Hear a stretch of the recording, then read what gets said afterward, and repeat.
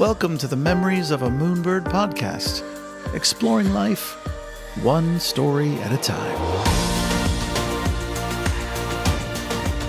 Hello friends, today on the show, he's an Air Force veteran, engineer, and web developer who turned his talents to writing because of a family mystery. As an adult, he found out that his last name wasn't really his last name. That search for the truth unearthed a long-kept family secret and tragedy worthy of a page-turning novel called Heart of Steel. Here to talk about it and tell us a little bit about that story, please welcome author Kevin Miller. Kevin, welcome to the show. Thanks, Daniel. I appreciate you inviting me on. It's great to have you here. So tell everybody where you're from, first of all. Well, I was born in Canton, Ohio. We actually moved to Tempe, Arizona when I was 6 years old, and that's where I grew up. I had relatives in the Ohio area, the Canton area in particular, and we'd go back and forth there. So I'm real familiar with Ohio and like I said, real familiar with Arizona where I grew up. Well, for you, what was for the years you were in Ohio? Do you remember growing up there, or was it too young? I do. No, I actually went to kindergarten in Ohio, and I remember it well. I mean, I remember walking to school in the snow. I remember my mom, dressing us up, and then we'd get outside, and it'd be so cold we'd want to come back in, and she wouldn't be real happy because she took all that time getting us ready to go outside, and we just want to turn around and come back in. So I remember it, and ice skating on the lakes and stuff.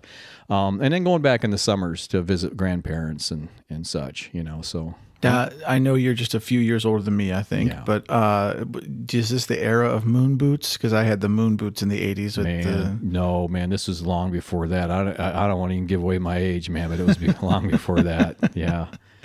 Did you travel a bunch growing up with your family? Yeah, we did. We traveled in the States mostly. I mean, like I said, we would travel. We'd take a camper and we'd drive from Phoenix all the way back to Canton. Oh, that's an awesome road trip. And it was a great road trip because you were going through Texas. We would park in the KOA camps because we had the camper. And I think one time in Shamrock, Texas, man, a tornado came through.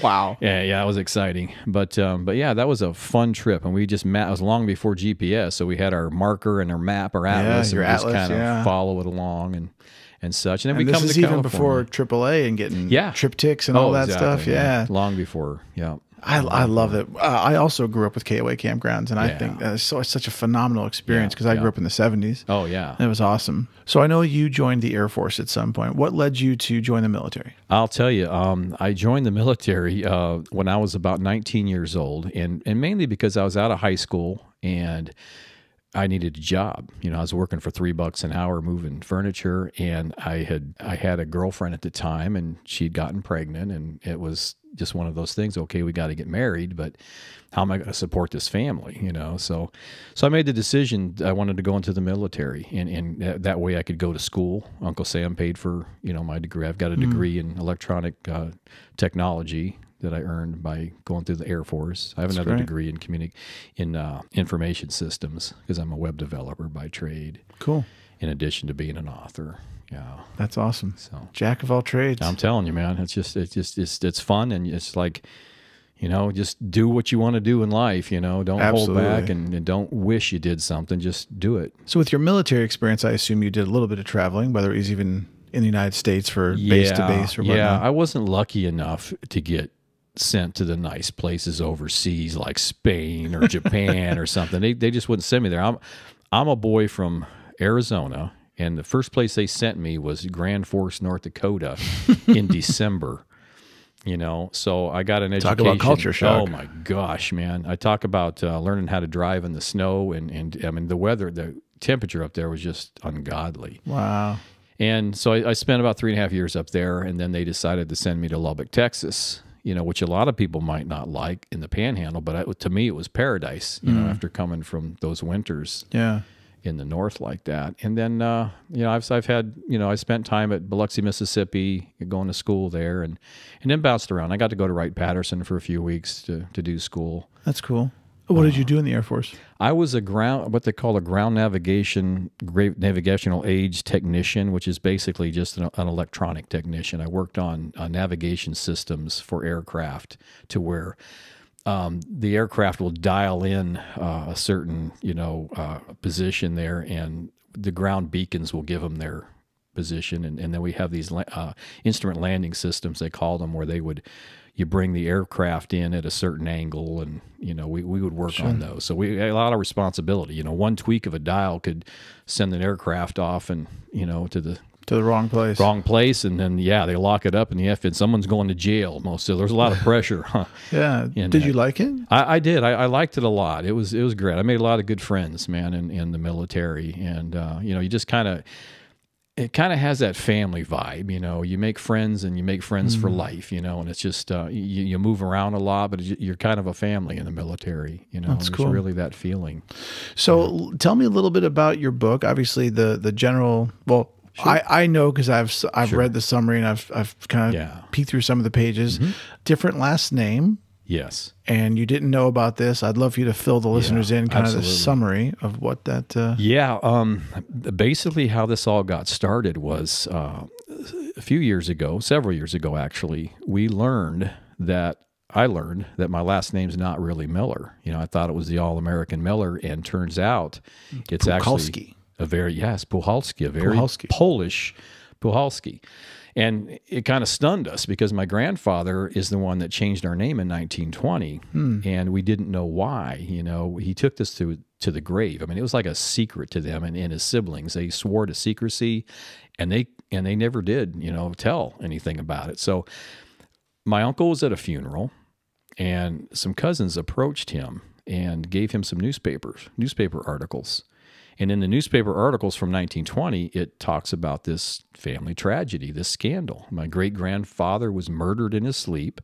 And then my great-grandmother, she had claimed that three men broke into the farmhouse in Southington. It's a small township outside of Warren, and tied her up, bound and gagged her, and murdered my great-grandfather and stole, some cases say $500, others say $600, which is a lot of money in 1920. Yeah, back then that's a lot of money. Yeah.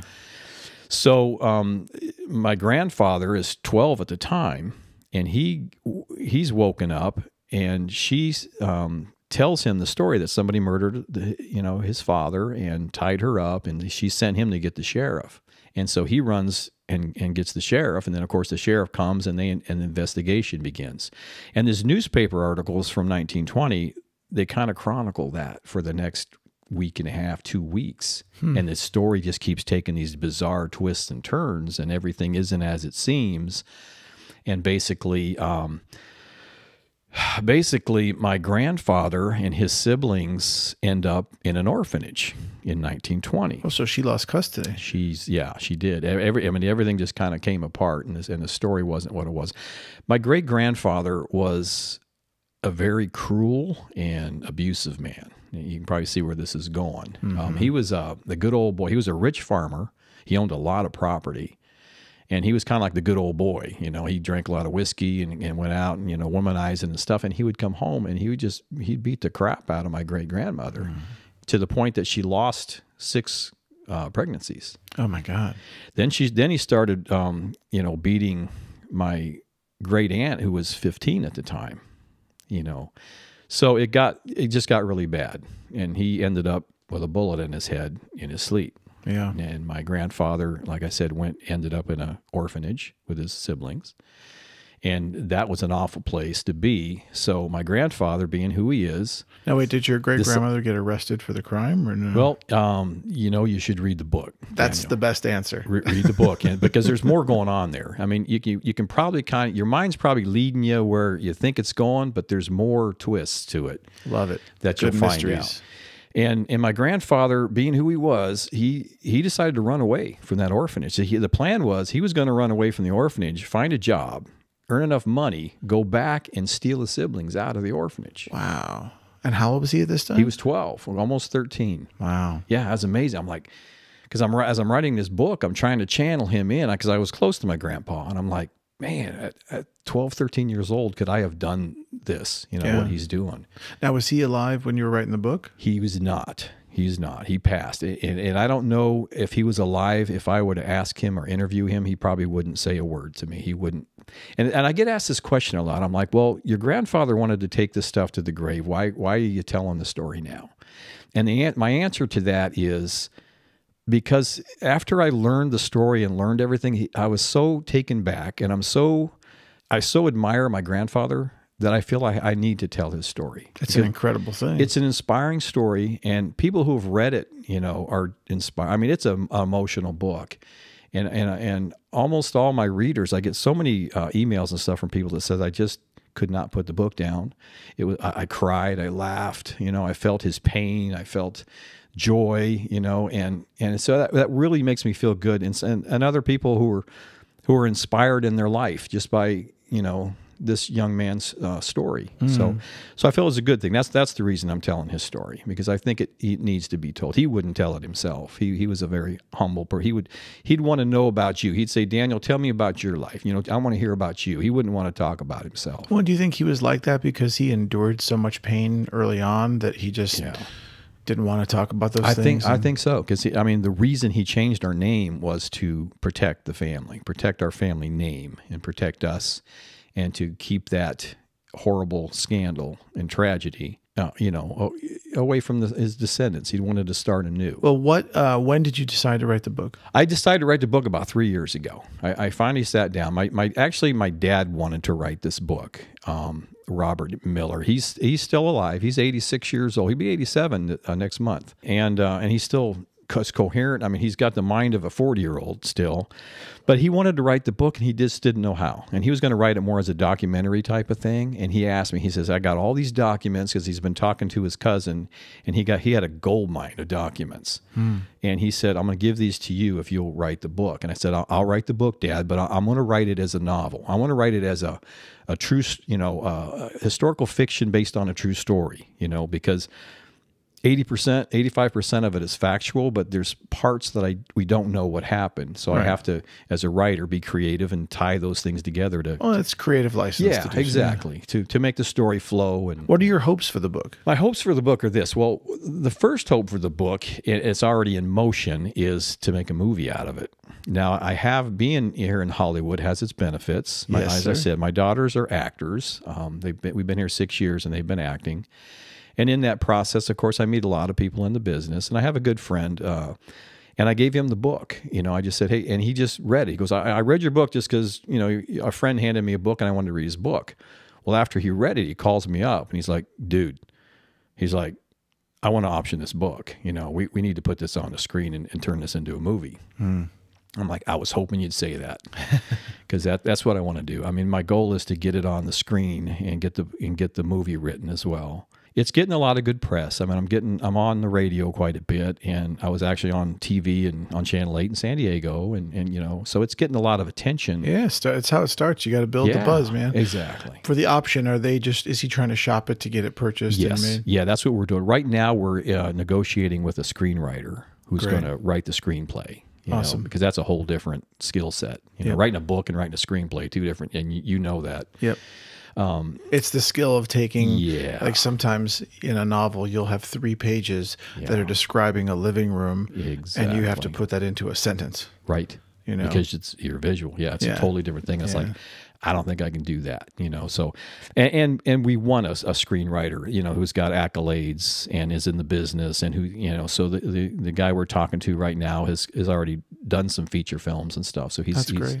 So we're working with him. He read the book, he loved it. He's like, man, he goes, hats off to you. He goes, this is your first book. You did a good job and stuff. And he goes, I'm really excited about the story. So I think we got him. He's in. And then once we have the screenplay, then we'll start pitching that. That's great. And see if we can get it greenlit. Well, after you win the Academy Award, we'll have you back on the podcast, and we can talk about how before it all happened, we were having this great conversation. My gosh, yeah. So, absolutely. Are you going to write more books? Yeah, actually, I'm starting another book. I'm doing a couple things. I got so many things going at one time. I'm actually trying to work on the audiobook, because I want to put this in audiobook as well. Nice. And get that out there. But yeah, I'm actually starting on a second book. It's going to be another story, actually, of a family member, and my great-great-grandmother, who was, they called her Mingo Indian, Iroquois Nation. Wow, cool. And she was married to my great-grandfather, who was Irish. So there's a lot going on there. You got an interracial, marriage back in the 1850s or so. Very controversial in that area. Yeah, very controversial. There's a lot of good stuff there, and I have a lot less facts, so it's going to be much more fiction with real people. So you can have a liberty of flexing your creative muscles a little bit. Totally. Yeah, How totally. fun. Yeah. Well, definitely keep us posted on that. Oh, definitely, for sure. I'm curious, as a writer, what was one of your favorite childhood books? Oh my gosh, man. There's so many. I mean, I remember in high school, I read Summer of 42, and I thought that was a cool story because, you know, the friendships and stuff he described, you know, I thought was very And how cool. old were you when you read it? I was probably 15, 16 or so. Yeah. How did you feel when you were, because you've read a lot of books and you enjoy reading. How did you feel during the creative process of writing your own book? It was amazing, man. It was an emotional journey, Daniel. It was like, I mean, there was times where I got so emotional I had to kind of stop because the book it's got some pretty intense, you know, stuff in it as far as what they went through, you know. So I'd get emotional, and it was tough there. But it's funny because my wife is like an avid reader, and she's an amazing. She should be a writer herself, and she helped me quite a bit. And she loved the book. The last part of the book is the love story between my grandfather and my Irish grandma that he meets, and they own a speakeasy. A lot of stuff going on there. And this is all true. It's all true. You like gangsters and speakeasies. There's some stuff there, but she goes, I loved your book, honey, but the love story was my favorite at the end. This is like Ohio Goodfellas. Exactly. Totally. Yeah. Little Canton, you know, or Little Chicago, rather. I'm sorry. Little Chicago. That part of Canton, that seedy part of Canton, it was called Little Chicago. And there was gangsters there. There was a rumor that Al Capone, you know, hid out there when the feds were looking for him. How long did the actual research portion of the book take for you? It took probably about 3 years for me to put everything together. You know, and you made multiple trips to Ohio too. Yeah. No, I definitely went to Ohio, check it out because I wanted to see and sit and feel, you know, the places I was writing about. You know, I think that's literary pilgrimages like that are very important. I think when you're writing, I write fantasy, like for Lord of the Rings kind of stuff now. Oh, nice. Yeah. And but I try to, if I'm writing a sequence that takes place in a desert, I'll try to go out to like the Mojave and just sit in the desert and feel the heat and just kind of get that vibe. What would it be like to travel on this and to carry around a backpack of gear? And so that's great that you did that. It's really cool. What was there a particular scene that was hardest to write for you? The hardest scene for me to write was probably one of the first scenes in the first chapter. And that's where it's a scene where my great-grandfather, he goes to town, he's drunk, it's after breakfast, and my mother didn't have time to clean the kitchen and clean everything up because she's taking care of all these kids, and he comes home early, and it just uses that for an excuse to beat her. And my great-aunt comes in and you know, defending her mom, ends up getting abused as well. And then my grandfather, you know, he tries to stand, he's 12 years old, he tries to stand up to his dad, but he obviously can't. Yeah. So that was a real emotional scene. And it was a scene that I think most readers that have read it have said that's pretty tough, man. That was pretty emotional stuff there. But they couldn't put the book down. You know, they couldn't, a lot of the readers read it in 1 day or 2 days because they just couldn't stop reading it. So I felt good about, you know, that aspect of it. But I know you've talked on your website about being a man of faith. I was curious about your journey. Was there anything, did you grow up spiritual and religious, or was there a particular thing in your life that happened to bring you closer to your beliefs? Yeah, honestly, I think I grew up that way. I had a mother who would always read us the Bible stories and put us to bed. So I think at a very young age, you know, I was deeply religious, deeply faithful. I don't like to say religious, but you know, well, there's a difference between religious, which is following a specific doctrine to the letter, and then there's religious, spiritual, or faith-based, which is I just believe in something greater than myself, and that could be defined however you want. So. Right? Yeah, I grew up Christian. My dad was Catholic, Irish Catholic, and my mother was Protestant. She was Presbyterian, so obviously we went to the Presbyterian church because the mom kind of, you know.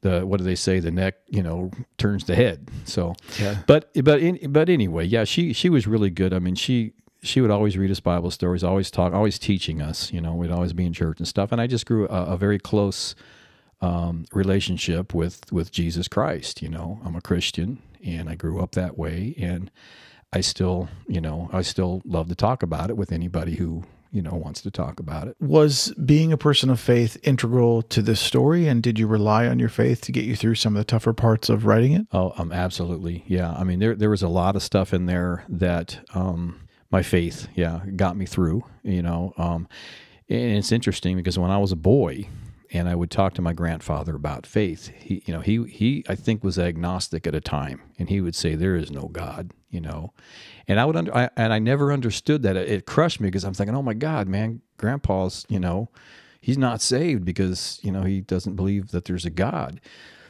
Even though later on I learned that he did. He really did. It's just now I understand why he felt that, because your father's murdered, you're 12 years old, your mother's in prison, you're in an orphanage, with your siblings. I mean, so what he went through, just learning about his life, I'm like, now I understand why he was mad at God.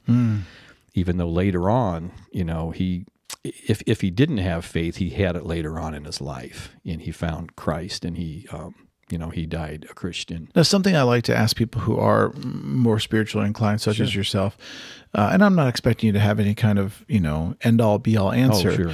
But you look out in the world and you see some of these terrible things that are happening. And a lot of the people who aren't religious or identify as, I don't believe in anything, whatever, fine. Right. I just believe everyone's entitled to believe whatever they want. Yeah. But my question for you, is when you look out at the world and you see some of these bad things, people often use the argument, well, if there is a God, why does he let people suffer? Why does he? So what does someone like you say to that question? I'm curious. That is such a tough question. And I hear that question a lot. And it's a good point, because, that's the kind of question I think we would need to ask God, Yeah. I don't think I can answer that question, but I feel that God, really my own personal belief is that God gives us a freedom of will. He lets us choose the path that we go. He has a deeper understanding than we do.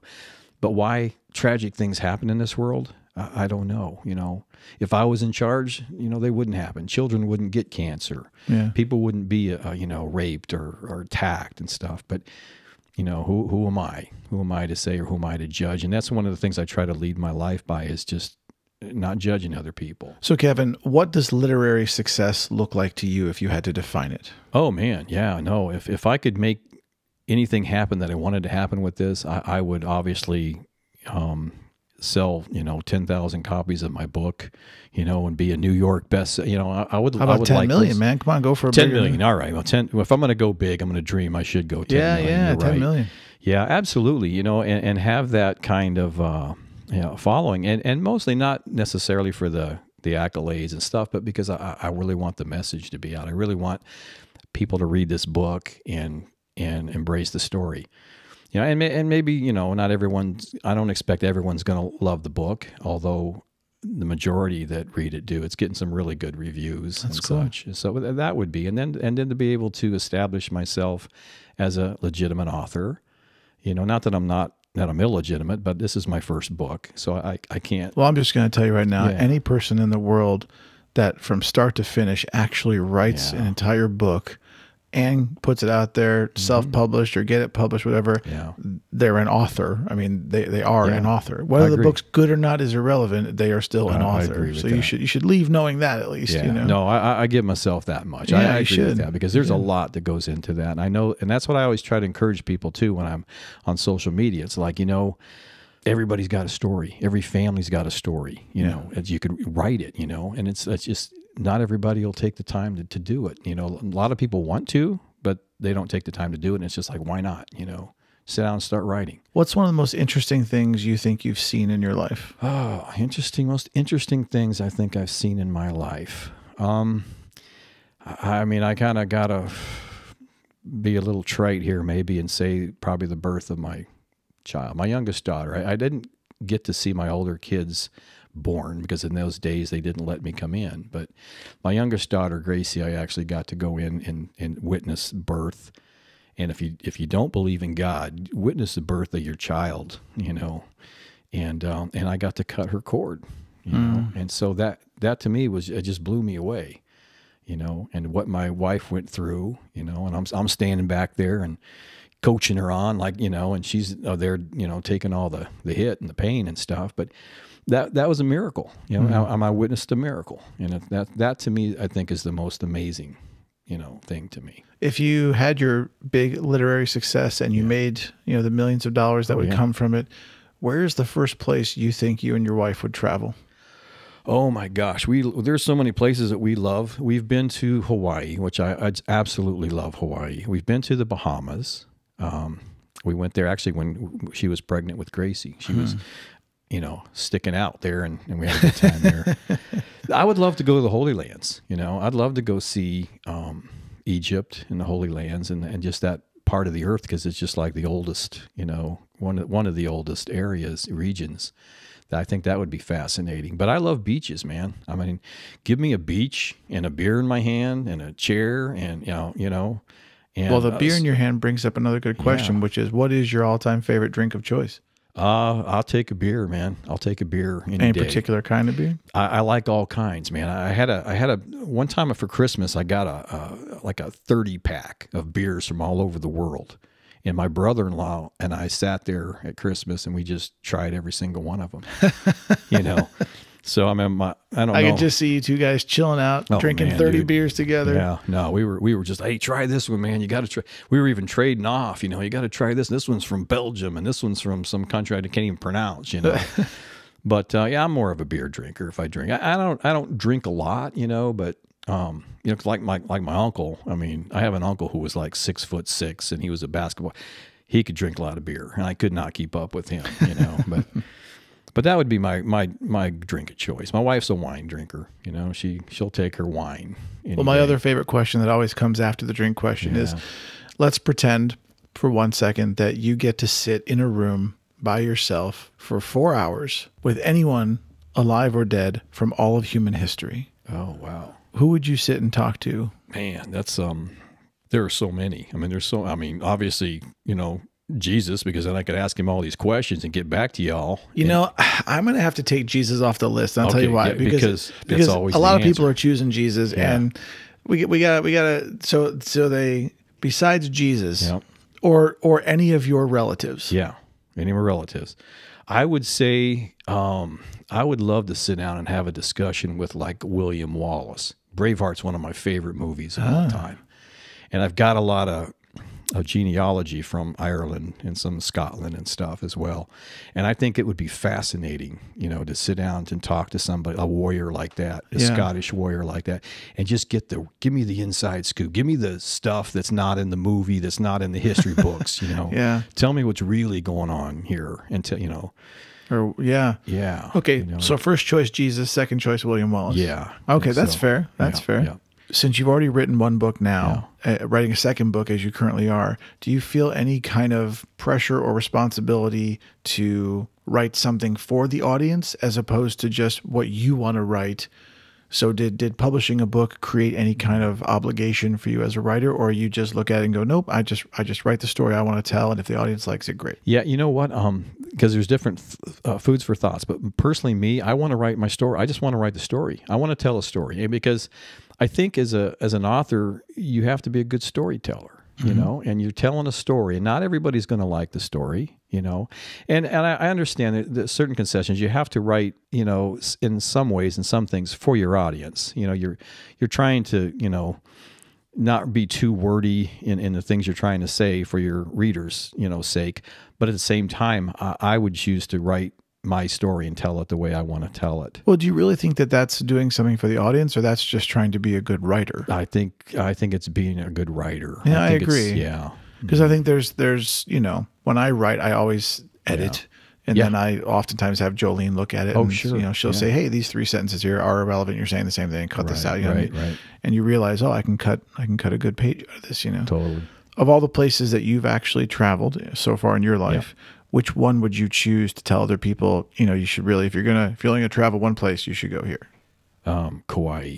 The Garden Island, man. Loved it. Tell us why. Like, what about it is so special? It was special because, just beside from the natural beauty, it's just a beautiful place, paradise, really. And I think I just have good memories there with taking my family. I actually took my older kids. My wife and I took several of our children with us, and it was such a fun family vacation.